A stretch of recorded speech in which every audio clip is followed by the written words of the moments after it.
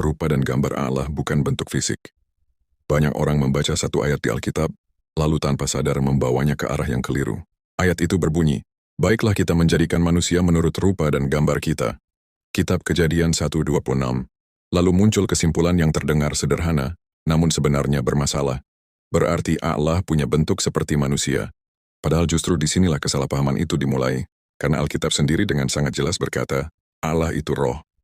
Injil Yohanes 4:24. Jika Allah adalah roh, maka ia tidak memiliki tubuh jasmani. Jadi mustahil gambar dan rupa yang dimaksud adalah bentuk wajah, tangan atau tubuh manusia.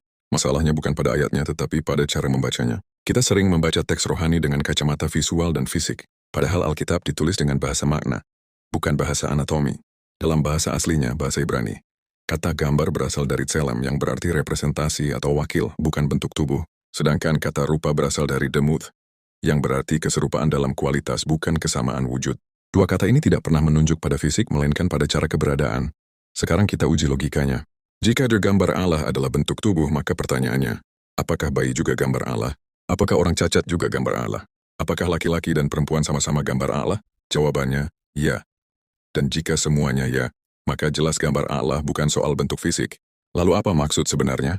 Alkitab sendiri langsung memberi jawabannya tanpa perlu spekulasi. Masih di ayat yang sama dikatakan bahwa manusia berkuasa atas ciptaan, artinya manusia diciptakan sebagai wakil Allah di bumi, makhluk bermoral, makhluk yang mampu memilih, mampu mengasihi, mampu bertanggung jawab. Inilah gambar Allah.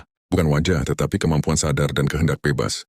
Itulah sebabnya manusia bisa taat atau menolak, mengasihi atau membenci, hidup benar atau menyimpang. Tanpa kehendak bebas tidak ada kasih sejati. Tanpa pilihan tidak ada keadilan. Kesalahpahaman ini menjadi berbahaya ketika orang mulai berkata, kalau begitu Allah seperti manusia. Padahal Alkitab juga berkata, tidak seorang pun pernah melihat Allah. Injil Yohanes 1:18. Allah tidak menyerupai manusia secara bentuk, tetapi manusia diciptakan untuk mencerminkan karakternya. Maka kesimpulannya sederhana namun dalam.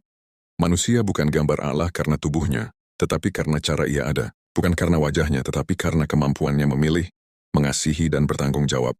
Dan justru karena itulah, setiap manusia memiliki martabat. Bahkan ketika ia jatuh dan rusak,